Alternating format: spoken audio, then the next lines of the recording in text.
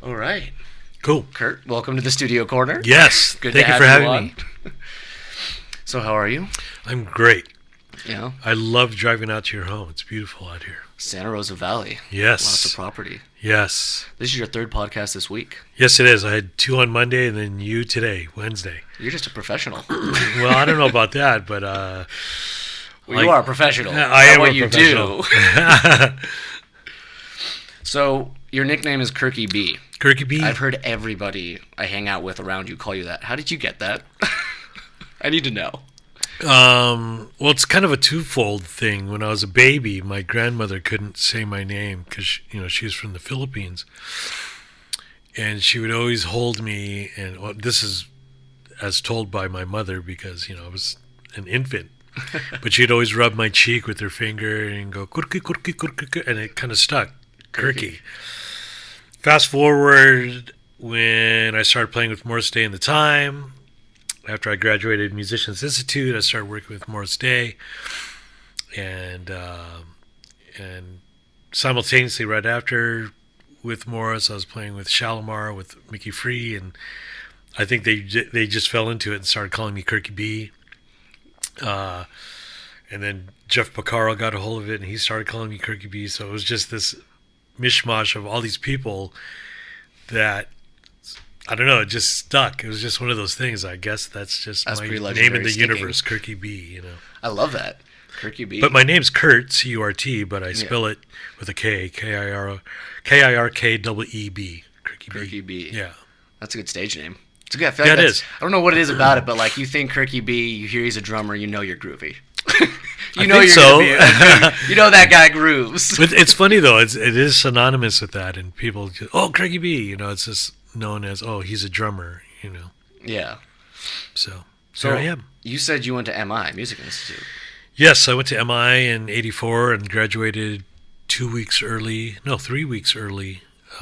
in '85 of September to start rehearsals and go on the road with Morris Day and the Time. So you went to high school and you went straight to MI after high school? No, I took a year off to save some money. I worked at Lucky's grocery store to work full time, and I bagged groceries, and I got transferred to the produce department because I just wanted to save money so I could make tuition happen for MI, and of course, money to live in an apartment down in Hollywood, which now is virtually impossible. Oh my God, yeah, it's crazy.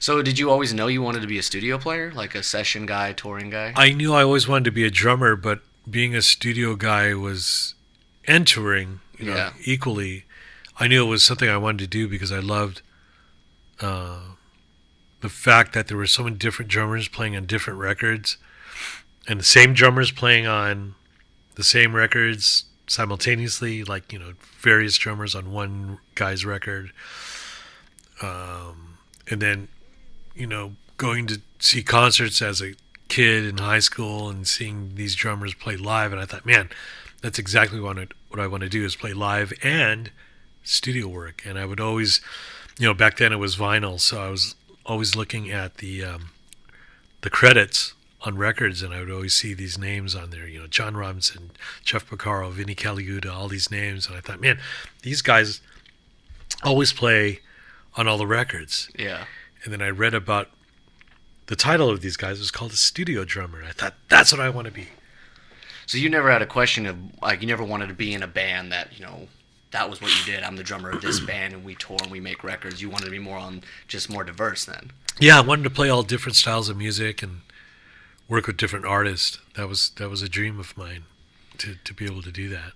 So you never, that whole fame and fortune band appeal wasn't for you then? No, not really, because I felt that I could achieve it by playing with a bunch of different people. Which you have. I have, knock on wood. But yeah, it's I've had a fruitful career, and I'm so grateful for it. And yeah, it's just been so great to have, said I've played with so and so and so and so and so and so, and it's like rather than being that one guy in that one band. Yeah. I think that's pretty cool, especially in the 80s, to attend MI and music school and not not want the band, like not want the whole band thing, but to go for the studio work and go for the touring work. I feel like back then it was all about who's going to be famous, what band's going to make it next, this and that. As as it is now, but studio work is much more widely accepted among young musicians today. I feel like than it might have been back then. Yeah, sure. So Sure, because everyone has your laptop and your studio computer on your desktop. So we all have that, and it's easy. You could record anywhere. You could sit in your backyard and record, guitar and voice. You could be anywhere and make a recording. So yeah, now it's more accessible. But back then in the 80s, it was more conducive to a recording studio. Yeah. So do you think studio musicians have benefited over the years in their industry? Do you think like back then it was easier to get gigs and higher pay as opposed to now? Absolutely, because back then there were record labels, management, a lot more promoters, so that would generate music that needed to be recorded. Yeah. And then because there were so many solo artists, they would then have to call upon studio musicians to make their record. Because they didn't have a set band, like Barbra Streisand, for example. She didn't have a set band. No, not yet. She's on the bucket list, but a lot of my friends have, and through the years, the decades, they've been called to go play on her record, and she's one of many, but that was the thing, was that being a studio musician meant that you would get a call to play on any kind of record: rock, funk, R&B, soul, disco, alt rock, whatever, Yeah. But now it's so easy to do that anyone pretty much can just buy some plugins and have an instantaneous alt rock drummer via some loops, And even if they did want a real studio drummer, they could just say, "Hey, I'm going to send you a track," and like you said, everyone has their home studio. Just record the track and send it over. There's not really that connection. Right. See, maybe I'm old school that way, because I remember hiring you for way back in the day when I did that little EP demo thing. Yeah. With Carlos, actually, he was on here on Sunday. Yeah, that's right. I saw that on. It was a great podcast. Instagram. A good time. Yeah. But I remember sitting there and being in your house and you were recording, and I thought to myself, like, I totally understand the convenience of sending your tracks and having someone just record and send you some stuff back. But there's something about being in the energy and the vibe and the livelihood of a track with the person that's playing it. Like, connecting physically and being in that presence is so important to me, because it's one thing to send an essay of what the mood is and what you think it should be. It's another thing to be in the same room as someone and feel them and vibe them. Absolutely. being together, that's what creates the magic. And I was just talking about this the other day with a friend of mine, how I think social media is a great thing, but we see so many I like to call bedroom musicians that are in their bedroom and they turn on their cameras and they're playing guitar, bass, drums, keyboards, whatever, singing, juggling, whatever they do, but they're not doing it with anybody else. And it's very rare that you see these people doing a band situation. Yeah.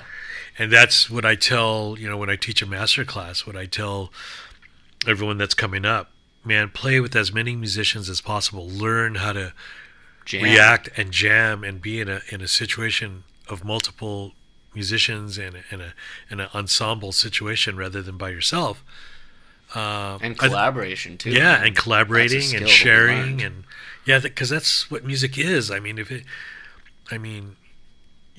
Prince, as amazing as he was, it all started to sound the same. You could tell it was all him playing everything, which I personally love because I'm a big fan of Prince. But there's something about the collaborative effort of 4 or 5 people in the room. Yeah. And when you have that, that's where magic is created, And I feel like collaboration's a underrated concept too, because I feel like when you hear collaboration, you think this person writes half the song, I write half the song. But collaboration could literally be as simple as, I wrote this song and I want you to look at it and say, what about this melody? Same Right. lyrics, same song. What if I throw something on top of that? And it's like there's a sense of resistance because it's our baby, it's our song. We don't want anyone touching Right. it. It's what I know best. But for something like music, the moment it's created, it's not yours anymore. It's Right. the world's. It's a physical vibration traveling through the Right. world. And I don't understand, like, to collaborate with someone means to take a vision you have and make it twice as strong, twice as Right. big, and this and Right. that. And as epic and wonderful as that sounds, it's really a skill to be learned, and I'm still learning it. Sure, Collaboration. sure. Yeah, and let's even throw that word out the window. What about just getting together with other musicians and just creating music? And who cares about who wrote what? Let's just make and create something that could be the greatest. Yeah. With the people in the room. I love that. That's And then beautiful. figure it out. I agree with that completely. You know, jamming and the freedom of it, and like I said, there's a sense of freedom that has been almost starved with the, what'd you call them, the bedroom musicians? Yeah. Musicians? I love that. That's a good term. I Yeah. haven't heard that. Well, because if you look at most videos, they're in their bedroom or living room or whatever, and they're filming themselves at high quality, high def video, and it's like, all right, well, where's the drummer? Yeah. Get a drummer in there. Where's the bass player? Where's the keyboard It's like, player? why are you so important? Why do you're spending so much time trying to make an image so important you forget Yeah. that we want to hear music? Right. Do you know who Gary Vaynerchuk is? He's like a huge influencer, speaker, entrepreneur. Yeah. I've seen Yeah, him he's a on. very aggressive guy. I love him. I've seen him on social media. I was scrolling through his Instagram the other day, and he posted a video talking about Instagram, and he made a point. He's like, imagine if Instagram and Facebook and all that stuff, like all social media, was shut down tomorrow morning, and it kind of went about the means of saying, if that was all shut down, who would you be in the world? Yeah. And I thought about that as a musician. I'm like, it's incredible because there are so many musicians and so many people with their shredding guitar licks and ripping drum solos and video after video with millions of followers, but all of a sudden that stops. It's like, who are you surrounded by? Are those musicians surrounding themselves with musicians? Are they still in a band writing music? Are they still going out there and playing shows on the Right. street and clubs? No. And that's what I'm saying. It's almost like this part of the industry that has to exist in order for music to be shared is almost completely gone because people are able to get the followers. And I started reminding myself every day, like, what if it all got shut down today? What if no one would hear this podcast? What if my music would never make it on Spotify? What if no one ever followed me on Instagram? How would I do it? Like, pick up a guitar, go find some musicians, and go find a club to play in and start there. Right. And that's really the essence of it for me. And I see less and less of it. Because I did the LA circuit just with an acoustic guitar, all those clubs, the crappy Right. clubs, bad times, Right. LA traffic, no one showing Right. up, Right. and then crowded bars with no one looking at you and just talking over you. Like, Right. that's invaluable experience. Yeah. I got my ass kicked. And I really believe that you have to get out there and experience that and schlep your own drums, set them up, tear them down within an hour, Yeah. perform to your utmost, because it's all part of the process of growing and building your character and building who you are, your voice of who you are as a musician. You could sit in your bedroom all day long and make videos and shred and all that. That's cool, Yeah. but that's all it is. Try that in a band situation. Try that in a situation where someone calls you for an actual gig where they're going to actually pay you money, maybe a shitload of it. Can I cuss? Yeah, cuss all you want. This is All me. right. Total freedom. Total freedom. Okay, a shitload of money. There, I said it. Shit. Shit's not even a bad word. Shit's Oh, you know what? Speaking of shit, I have to say this, man. This is the first time I've seen you, and probably the first time you've seen me in like street clothes, right? We were always at Yeah, the I gym. see you in the and- gym every freak. Actually, seeing you in the gym is. I think I've told this story on the podcast already, but seeing you in the gym, that talk we had that one morning is why I started this podcast. Wow. You inspired it because I remember I was at that point in my life, I was very lost. I was very confused. I walked away from what I was doing for work, and I remember I was hanging out with my friends the night before. Yeah. And my buddies, I got a buddy, my best friends. One's an ex-Marine who is getting a job in private security and that realm of the world. Really great guy. The other one is a sci-fi writer and Awesome. Dungeons and Dragons player, Yeah, like yeah. all that awesome stuff, and an incredible writer. And I have all these different people. Some of them went to college, some of them have degrees, some of them have careers, and then there's me. Like, we bond on a friendship level, we can have fun. But I have noticed myself over the last few weeks of all that. I got quieter and quieter and quieter in conversations, and I felt more excluded. And That you had nothing to offer. because I had nothing to offer and nothing to say, and I was confused by it. And then I walk into the gym that next morning, and there you are sitting on the bike, and you asked me a question about social media, and we started talking about music for like 15 minutes. Yeah. And to be in the gym and talk for 15 minutes, like, it's got to be something good, right? Yeah, for you, yeah. It's Yeah. like, I'm doing weights, don't bother me. I remember walking away from that conversation and feeling like a new life. I felt so much like myself, and I felt so inspired and so just filled up. Oh, and I was like, cool. what is that feeling? And I Cool, realized that man. I'm not surrounding myself with musicians. And something that you've consistently promoted through just speaking to me is a community of musicians. Yeah. And that, I was like, there has to be a community. There has to be an outlet where every type of musician, whether they're sitting in their bedroom playing an acoustic guitar, whether they're like you touring the world and playing with big bands and doing it, at the top level and everything in between, there's got to be a place for all of us to meet. And so Right. we can understand that when we do jam, when we do play together, it makes a difference. Right. And so I was like, you know what? I'm going to start this. I'm going to invite all the guys I know, anybody that wants to come on that's a musician, even a fan, in the industry, out of the industry, anything to say, because it's so important that it gets out now. Yeah, and it is a thing of art. What we do is art, and it's creativity. And the more we can keep it on that side of the line, then it becomes a balanced thing of commerce, because we all got to make money. Yeah. It all has to sell. We all have to make our download money and streaming and all that. But then there also has to be a creative element to it as well, equally. Yeah. Because if it's all just to make dough, then what's the purpose of even getting into music? Because then you're not doing music to enjoy it or to create. You're doing it to make money. And it's like, that's the wrong approach. Yeah. That's completely the wrong approach, because fame and fortune, I swear to God, man, I've seen them shoot to the stars, to the moon, and just crash to the ground. Yeah. And the approach was, I want to get rich, I want to get famous, I want to get chicks, I want to get dudes, whatever, and I want it all, and I need it now. And some are so driven that happens, but as quickly as they shot up in popularity and stardom and money and all that stuff, as quickly as that happened, it quickly shut down and came crashing. And then they come back on wounded knees saying, I shouldn't have done that, and I want to start over again, and I realize my creative voice is more important than anything else. And so you've been surrounded by that. You've been Oh in my that. God. You've seen these people from beginning to end. yeah. You know, I won't mention any names, but man. well, it's no, just- of course not. But this is a very important perspective, because not all of us have that experience. You got to firsthand watch it happen and see the details of it. What do you think? Obviously, like, it can get to your head, and you think you're a god and whatnot. Hell yeah. But is there anything specific about it that you could share that was like a pinnacle or a breaking point for someone? Like, you saw something happen, like that's what really took them down. It wasn't the fame and the fortune that got them to a place where they experienced this thing. I could so easily answer that with a very simple answer. Saying yes when you mean no, and saying no when you mean yes. Wow. And, for example, Michael Jackson probably had a lot of people around him saying yes when they should have been saying no. Yeah. You know what I mean? Absolutely. And people like that just that wield so much power. They need an equalizer, just someone to say, no, man, don't swallow that. Don't ingest that. Don't drink that. Don't. Yeah. You've had enough. You can stop.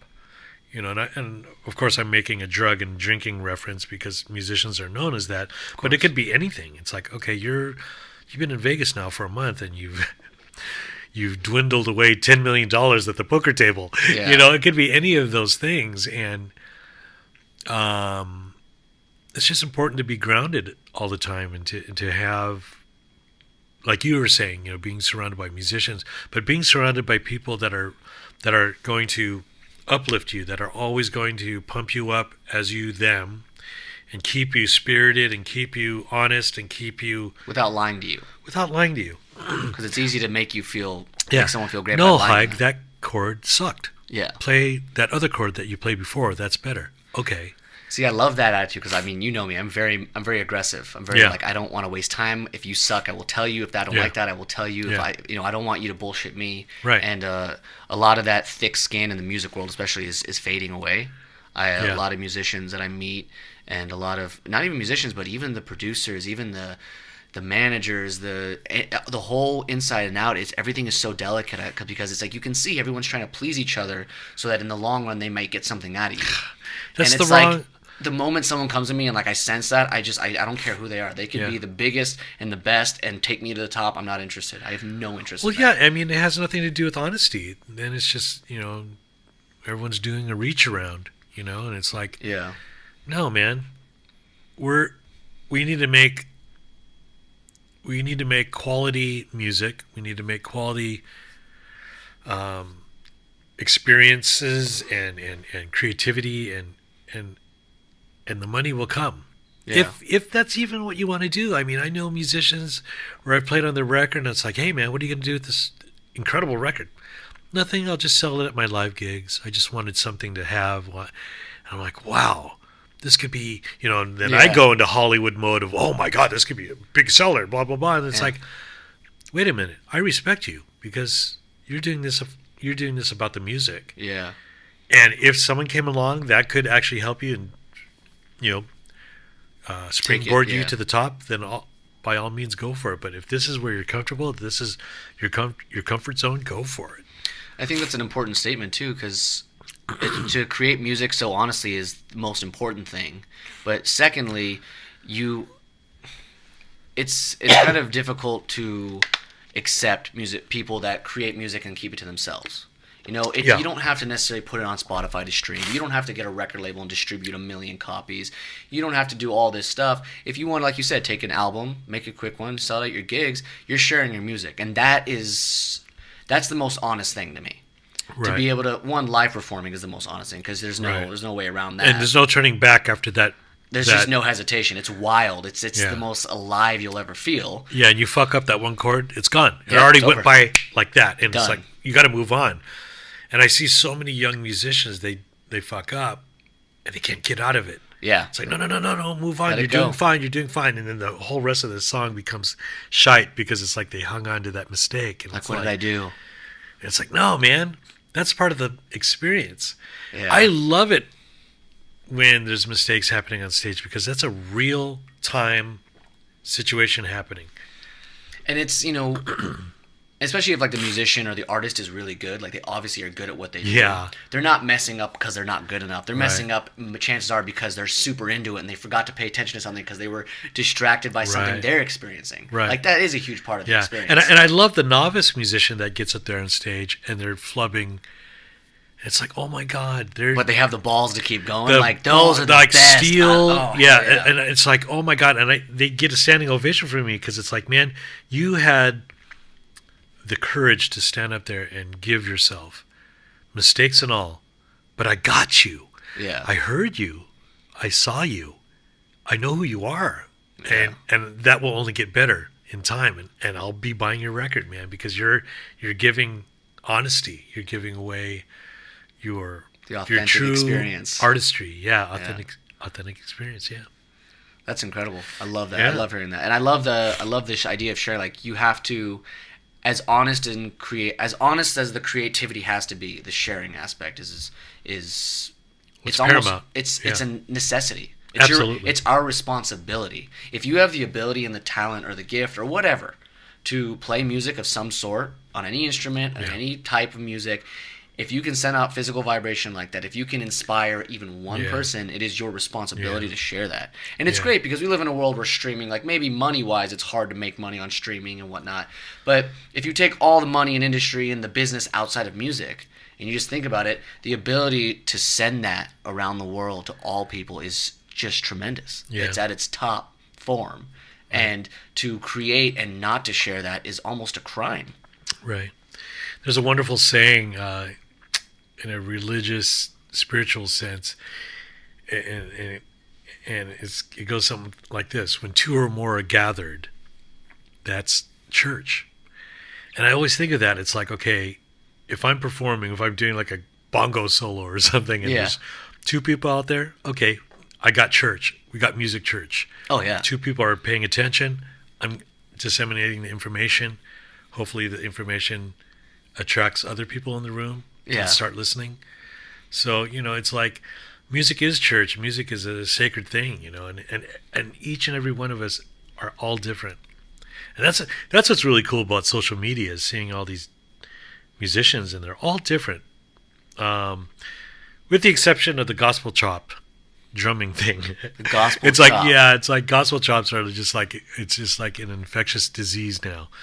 But I don't know if I'm familiar with the gospel chop. Yeah. Oh, yeah. When we're done with this, just Google gospel chops and watch an hour of that, and you'll call me later and go, "Oh my God, what did you do to me?" No, it's awesome. It's awesome. It's awesome. It's awesome. It's awesome. But it permeated the drum world so much that it brought new players to the table with just that vision. And it's like, wait a minute, there's other types of music. There's metal, there's Latin, there's funk, there's hip hop, there's whatever. I mean, but yeah. Anyway, you got to get more Greg Bissonets, is what you're saying. Yeah, that more everything. Yeah. Just everything, because it's all out there now, man. Yeah. God, if I had this when I was a kid, the internet. Yeah. Oh my God. Maybe I would be out of the music industry. Who knows? Well, see, that's the thing. It's we all, like my generation, not necessarily in the first years. I mean, I'm 25 now, 24, 25, and the internet came about the social media came about when I was, middle school, high school. Wow. And I'd already been playing guitar for a lot of years. I've already, made the choice up. This is what I'm going to do, whatnot. And the generations after me, the younger kids that are teenagers now had this social media concept since they were born, and it's so easy to get that fulfillment of being around other musicians. Uh-huh. I think what's happening is they think they can do all this stuff from their room and make it and whatnot, but when it comes time to show up, be on stage, when it comes time to be authentic, when it comes time to sit down with someone like you and have a conversation, like those things are almost gone. They're almost gone in a sense, and I wonder, because I don't think it's necessarily the end of that. I think maybe we're in a transition, that there's going to be a new way of musicians meeting. As long as we don't get starved out in the world, as long as musicians don't give up on each other, right? I think we're going to enter a new way, whether it's like the virtual reality. Maybe we're all going to put on a virtual reality and we're all going to have a jam session. But, I don't think there's anything that will happen in the world that will last long enough to diminish the idea of musicians spending time together. Right. And I think we're seeing the bad side of not spending time together. Yeah, we're in a transition period for sure, with holograms coming into play. Yeah. That's nuts. That's crazy still. Yeah, I mean, thinking past that, it's like, okay, that could be a cool thing where we hologram each other and we do virtual jamming together in real time, but I'm in my bathrobe at home. But there I am with, I don't know, like a suit on or whatever, behind the drums, jamming with you, and I'm able to jam as a hologram anywhere in the world. Yeah. And it's got to happen. I mean, our technology is moving very quickly. I hope so. I mean, I hope that it's used for beneficial reasons like that. Right. Right. I hope that people step out of their bedrooms and go play those gigs. And you talked about having like two people in the audience or one person. I remember I played a gig at the Mint in LA a long time ago. And it was a really bad time. It was like a Sunday night at like fucking 10 p.m. No one goes out to the bar at Sunday night. No one goes out in L.A. So I went, and like I had like 4 people there for me, like family members, whatnot. And they kind of sat to the side, and they watched me the whole time. It was only a half-hour set. Right. But I remember there was like 10 guys at the bar, and there was just empty space between us. There was probably like 40 feet of just empty space. Yeah. And not one of them turned their head. They were all laughing and cheering, and like it was almost like I was in their way. As I was on stage, and I remember feeling just totally lost in what I was doing. Yeah. And I noticed this figure like in the back in the booth, like I couldn't even make it out. I just saw big curly hair. Yeah. And I saw the head, and I looked over. I couldn't see her face, but I just knew that she was looking. I knew that this person was listening, and I remember I played the next song and I messed up the next song, like to the point where I started the intro and I couldn't remember the rest of the song.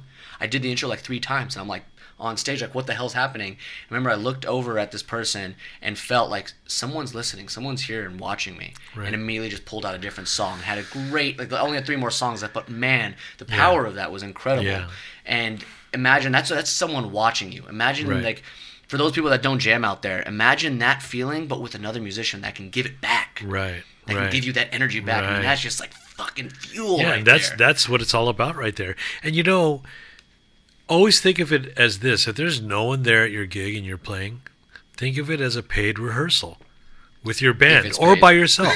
If it pays, but if they give you free beer or free water or whatever. Yeah. Hey man, you're there performing, getting free water. Think of it as a rehearsal. Okay, yeah, I kind of messed up that chorus there. Okay, I'll remember next time. So it's practice. Yeah. And you will play a gajillion gigs like that until that one. Yeah. Everyone's paying attention, where everyone is buying your CD and, well, that sounds old. When everyone's streaming you, and yeah. It's funny. I remember I played the Baked Potato. It was my second time playing the Baked Potato, and I think I brought like 70 people that night because the Baked Potato was a big deal for me. It's a big deal for anyone. Right. And I had like 70 people in the crowd that night, and it was a great show. Everyone listened. 70, that's like packed. Oh yeah, I packed the place. I promoted the shit out of that damn show, and it was an incredible show. And then literally a week later, I had a show at this place called Silver Lake Lounge. No one was there. And when I say this was a dive bar, imagine you walk in, it's just black sticky floors, black walls, one bar on the side with cheap alcohol, and a stage that a 4-year-old could have built with like a glamour shot background on the stage. I walk in and no one was there. Not a soul. The bartender wasn't even there. I'm kind of standing in this empty room and I have a gig and like I prepared like a 45-minute set. And so by the time I get on stage, there was like 3 people for me, and there was a person in the back at the bar, and I was watching them watch a football game the entire time I played this set. Yeah. And I remember even cutting the set short. I was like, I'm just going to go home. This is ridiculous. I drove all the way down here. And a week before this, I had 70 people at the Baked Potato, the most legendary club. That's normal. And like that was one of the biggest lessons I had learned. Yeah. Whereas people may show up for one gig, but don't expect it ever to happen like that again. Yeah, I'll give 2 words of advice here about that. First of all, it's L.A. You know, been there, done that, seen it. You could turn on TV and see whoever, whatever. You could walk down Sunset or Santa Monica Boulevard and see some amazing musician or actor or whatever. Yeah. You know. But when there's no one at the gig, again, it's a paid or non-paid rehearsal. So think of it that way. And, you know, LA is synonymous with entertainment. And so you're there to entertain. And those people that want to hear it will come out and support. And if they don't, then that's that. That's that. But here's the thing. I always invite people that are non-musicians because they're the ones that love and support music. Yeah. My drummer friends, they don't show up. And that's fine. I understand. And I have a shitload of drummer friends and guitar player friends and keyboard player friends. And it's like they don't show up because either they're at a gig or they don't want to come out. So it's like, okay, I'm going to start inviting my next door neighbor, my gardener, the people that always ask, hey, are you gigging? Are you doing anything? Those are the people that will come out and support. And sure enough, our neighbors next door, they're retired, but they love music. Man, they came out in droves. They brought all their friends. They ordered dinner. They ordered drinks. It was like awesome. And they're like, man, let us know anytime you're playing. We'll always come. And that's the fan base. Yeah, that's the fan base. And for those out there that are listening to this and that are frustrated, like, man, no one's coming to my gigs. Don't invite other musicians. Invite the other people, the commoners. Yeah, and it's I feel like it's easy for us to get in the state of mind saying like, oh, I can't get anyone to come. But it's like you just can't get the people that you want to come. There's still a lot of people that will come that want to hear new music, that want to hear you or want to support you or just be there for live music. Like I remember I booked a gig with the House of Blues in Anaheim. I had played like once a month for like a year. Yeah, I remember that. Yeah, and it was going really well. And I remember when it's a pretty far drive from where we hell are. Yeah. It's like an hour and a half from where we are. It's like going to Disneyland every day. And a lot of like my close friends, like they showed up to the first one, but then like as the year went on, like my people started to stop showing Yeah. up, and I started reaching out to like friends of friends and friends of friends of friends, like that. And I got a lot of this response. It was like, oh, live music. I don't know where to go to see live music. You're playing, there's live music, there's other bands. I'd love to be a part of that. Yeah. And they show up, and you can see, like, one, they appreciate me, and they support me, and Right. they're there for that, which is great. But you start to get people in the audience that, like, if your music's good, they're going to listen to you, and they're going to follow you because it's good, because Yeah. they're there for the experience. So, I mean, I think that's a good point. That's a good point. There's always a crowd that will come see you. There's always someone that wants to hear you. Right. You just can't get stubborn and stuck on the people that you insist on coming. Right. And Right. that's good advice. Yeah. Thank you. Thank you Well, for sharing hey, that. man. That's But why I I'm want here. to talk about you a little bit. You're All right, let's do it. You're famous. You're Curt I'm not Bisquera. You're famous. KirkeeB. I'm just here with you. You're an incredible. I mean, all right, I know there's like an insane resume for you with the people you played with, recorded with, toured with. Right off the top of your head, what was the best tour and with who? Oh God, I mean they're all fun and they're all great, but playing with Elton John was amazing. Oh, I love it. Tom Petty, Tom Petty, really? yeah. Gosh, I've toured a lot in Europe with both French and Italian artists: Eros Ramazzotti, Laura Pausini, Johnny Hallyday, Michel Polnareff, Véronique Sanson.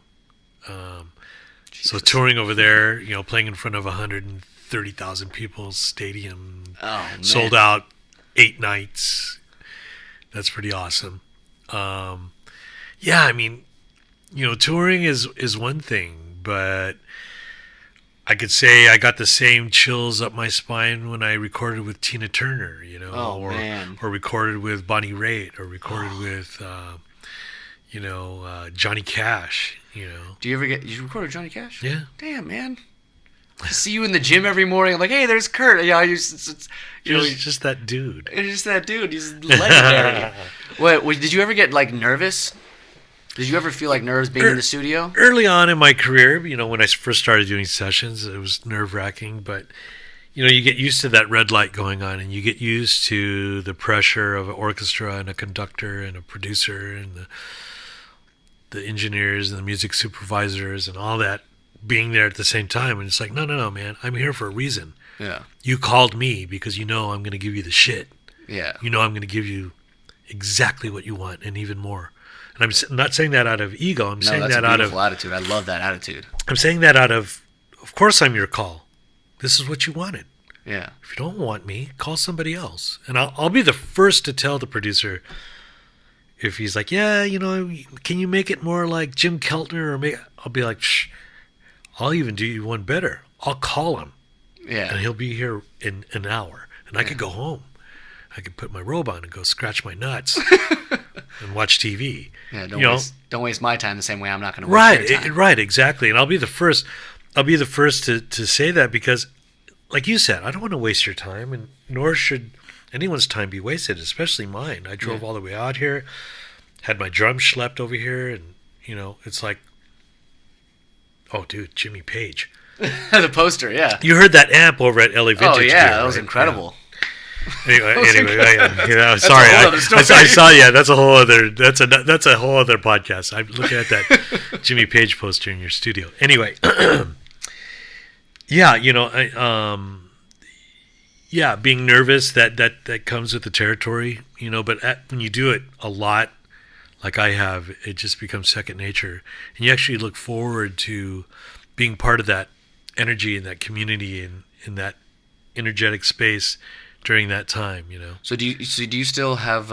Would you say at least do you still have the same passion and love as you did the first time you walked into a studio and played with a big band as you do now? Oh God, yeah. It just gets better. It just stays the same because it feels like home. It's like It doesn't feel like work. No, it feels like I'm here to make some music with some amazing musicians and engineers and producers. That's incredible. When I walk into Capitol Records or The Village or Ocean Way or any amazing studio here in Los Angeles, and I'm there to do what I do, it's just I look forward to it. And I used to do it 2-3 times a day back in the 90s when there were record labels and there were budgets. but now it's few and far between. Yeah. But when I do, it's still that excited feeling I get of, ooh, That's incredible, man. I'm so driving happy to hear that. yeah, I'm driving to the studio to go make a record. I read an article with Steven Tyler a few years ago. I forgot what magazine. It's somewhere in the studio, but I saved it because he talks about something similar. He says, I can't relate. I can't understand how guys can go on stage and play the same song after like 30 years of playing it and just be dead on stage. And he's like, you wrote the song, like, and he made a comment of, he's like, I've been playing this, I've probably played the same songs thousands of times. And he's like, there's never a night where I step on stage and don't give everything I've got and love and passionate about the words I'm singing, about the song I'm playing, and this and that. And there has to be, I don't know, I just feel like I'm not old enough to make this statement, of course, but I don't see how it could get boring, how you could just give into it's and being meaningless, like every time, like, yeah, I get paid to do this one thing, I'm doing the same thing night after night, but it's like, that's on you. If you're doing the same thing night after night, that's on you. It's your job to entertain, rule number one, and to go on and not be passionate about it. So, I mean, that's on the stage world. Here, the studio world, imagine that's even more closed off, like being in a studio, doing the drums, like, to have that passion I feel like that's a feat in itself. It is, because you're trying to capture what the artist wants in their music, and capturing that lightning and putting it in a bottle, and you're there to serve the music, and that's one thing great about the studio is that you can achieve it, in an amazing amount of ways to achieve what it is that you're looking for or what you want to hear. Whereas live, you get that one shot top to bottom. Yeah, but it's kind of related. Yeah, no, I agree. Do you think you'd feel differently if you started a band and were in that same band for 30 years? Do you think you'd get bored with that? I think to a degree, because it's obviously those same songs, but if you're the creator of those songs, you have the you have the choice to change them up a bit. Yeah. When you go see a band and they change it up a bit, and it's always fun. Yeah. Or they do like an acoustic version of it or something. It's like, oh, that was kind of cool. Or the that guitar sucked. player kind of goes off and not the recorded solo, just uses his mind. Singer does a bridge, Right. And I personally love those kind of things. I care less when I hear bands perform live and it sounds like the record. It's like, oh, I got the record already. I got the recordings of that.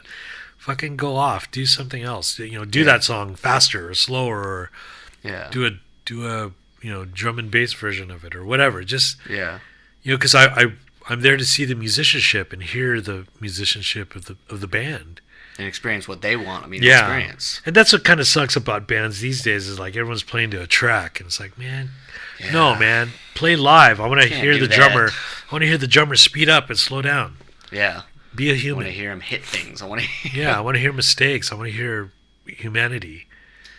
I love that. I want to hear humanity. That's a good way to put it. That's a good perspective. It's like, again, the machines and the downloads. It's like, okay, I got that. I know what that sounds like in its perfect way.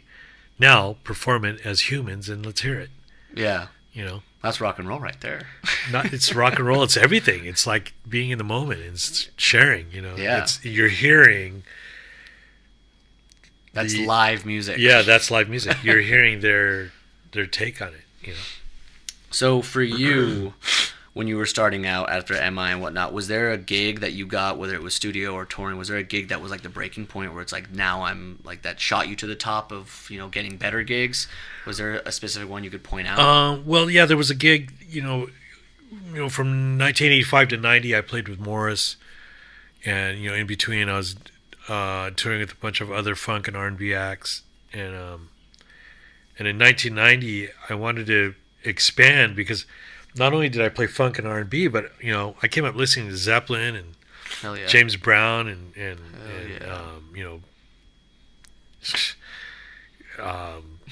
Three Dog Night, Grand Funk Railroad, so all these different types of bands. So I wanted to explore more of my rock side, and I got a touring with Belinda Carlisle, the lead singer of the Go-Go's. Oh, wow. And so that kind of segued me into more of the rock world. Okay. And simultaneously, when that was happening, I did my first recording that started my session career with Bonnie Raitt on the Luck of the Draw record. Wow. So Bonnie Raitt recorded. That was the doorway. Yeah, that Studio was the world. doorway into the studio world, and from Wow, there, man. from that point, then I was taken under the wing of the late great Jeff Porcaro from Toto, and he took me under his wing, and my studio life changed shortly thereafter. He started making phone calls and recommending me. Universe wanted you to be a drummer. Yeah, Clearly. yeah. I kind of have no choice in the matter. Well, That's so that was awesome. my choice in the matter. Of course, but it was a powerful one. yeah, and I'm just grateful to be doing it still and enjoying it. So to make it this far, still be successful, and it's just getting better. I mean, I love all your stuff. You're the groove master. What would you say is the most important part to being a successful drummer in the industry? Is it like techniques, attitude, like what? It's everything, you know. I could say this for touring. A dear friend of mine who's a tour manager said this: it's the other 22 hours of the day that matter. The 2 hours that you're on stage, that's a given. You already know the set, you already know what songs to play, the set list is there, you play it down, it's awesome. Yeah. Do a great show, people are cheering, blah blah blah. But it's the other 22 hours, traveling on the bus, checking in and out of hotels, being on time, staying healthy, not getting sick. Yeah. Just the multitude of things. Getting along with the rest of the band members, the crew members, and you start thinking of it that way. It's like, oh, I'm not just a drummer or a guitar player. I gotta freaking be a good human being out here and supportive and a team player, because it is one big family when you go on tour. Yeah. And the same thing goes for, you know, staying home and being a studio guy. You know, you got to keep up on your reading chops, technique, your styles, because you never know who's going to call. Yeah. You know, I could get a call later today after this interview, and they'll say, "Hey, man, we need you to come in at 5 today. We're doing a Latin rock record. You know, you're going to play on Santana's new record that's coming out." Okay, cool. You have to be able to show up and do that. Yeah, you got to be able to show up and know Latin rock, or, you know, I don't know, Celine Dion could call and say, yeah, you know, she's doing a ballad. So, all right, what does that mean? Oh, I got to bring my mallets just in case if I got to do a cymbal swell, or, you know, and I got to not drink coffee before I go because it's going to be a slow song. Yeah. I don't want to rush. So yeah, So there's- technique and know your place and know what you're doing, what your job yeah, is. and it's fitting in, you know, and you don't know, especially in the studio where you don't know what musicians are going to show up there. You know, it could be musicians that you've made a shitload of records with, or it could be musicians that are brand new to the scene or have been in the scene for a short period of time, and they're killing it and they're out there, and it's a new experience for you and for them, and then it's just finding that common ground musically. Yeah. Again, this circles back around to what we were talking about 20 minutes ago: live music, sharing, collaborating. all collaborating. that, yeah. You know, so that's what it's about. You're an incredibly wise musician, wise man. This man. is Dude, gold, if I was a man. wise man, I'd be like owning this house. It's a badass house. No, this is great, man. I've known you for a few years now. It's really awesome to sit down and get this wisdom. You have I hope there's a lot of people that are listening to this Yeah. and taking what you have to say for. Well, to yeah, I heart. mean, you could take what I say and say, he doesn't know what he's talking about. That I totally respect that. It's a free world, it's a free country, it's, you know, free thought, free speech. But these are just my experiences, and these experiences have not only come to fruition many, many times, but it's kind of the stepping stones to, I don't know, navigating your way through music, through this industry, which is constantly changing. If you asked me 10, 15, 20 years ago if I'd be sitting here with you, I'd be like, no. Podcast, internet, you know, Yeah. doing sessions by myself, no way. You know, but Couldn't even here we fathom are. it at the time. Yeah. So before we go, what is it, not just as a drummer, but as a human being, as with the experience that you have as a musician, as a creative type, if you knew that, your career or life or whatever was coming to an end within the next few days, what is the one thing you'd want to pass on to the younger generation of musicians? Or what's something, not one thing, obviously, but something that is important to you? Just be fearless. Be your authentic self. Don't be something that someone else is telling you to be. Find your voice, find your personality, find your music, find your passion, your creation, find out who it is that you truly are, and put that out there. And there will be a lot of people that will love it and a lot of people that will hate it. But don't pay attention to the haters. Pay attention to what you're doing. Pay attention to those who are willing to support and love you and are willing to give you the courage to make and take the next step. That's truly what it's about, because it's music, and people forget, man. It's not about, it's not about a look or a vibe or how many tats you got on your face, or it's none of that, man. It's all about the true, genuine article of music and what you're putting out. And again, people love it or people will hate it, but if it's genuine, there's a lot of stuff I don't like out there, but I like it because it's like, whoa, this is real, super real and super genuine. Yeah, I'm down. I'm so down with people that are original, and find your voice. Again, originality. That's what I would say. Be original. That's amazing. You're such a good dude, man. You're such a good... Dude, it's such a pleasure to sit down with you, someone that's been in the industry and toured and played the 130,000 people stadiums and been on these great records and big records, and to still have such a beautiful perspective and beautiful attitude. And this has been nothing short of a pleasure and an honor. Oh, man, thank you. I have much gratitude for what I do, and I'm so thankful. And I treat every day as my first day of doing it. I just love what I do. That saying, if you find something you love, you'll never work a day in your life. Yeah. And you're living proof. Yeah. And it's like, I haven't worked in over 30 years. I've just been playing drums. That's incredible. Yeah. How cool is that to say, I play drums. That's a heavy statement. That's a big statement. Not everyone can say that. Yeah. And I could say that with pride and with a lot of like, I could pat myself on the back and say, I made a living playing drums. That's so cool. Yeah, it's pretty cool, man. I love what I do. Well, it's been an honor having you on. I hope to have you on again soon sometime and talk about some other stuff. Yeah, man, we'll talk about anything. Yeah. More of your brain I want to pick. All right. Yeah, I'll pick your brain about how to do deadlifts and proper curls so I don't hurt my arms. I don't know if that would fit on this podcast. Yeah, right. We'll have to start a different one after that. But thanks for coming on, man. Thanks for coming to the studio corner. Curt Bisquera. What up? See you soon.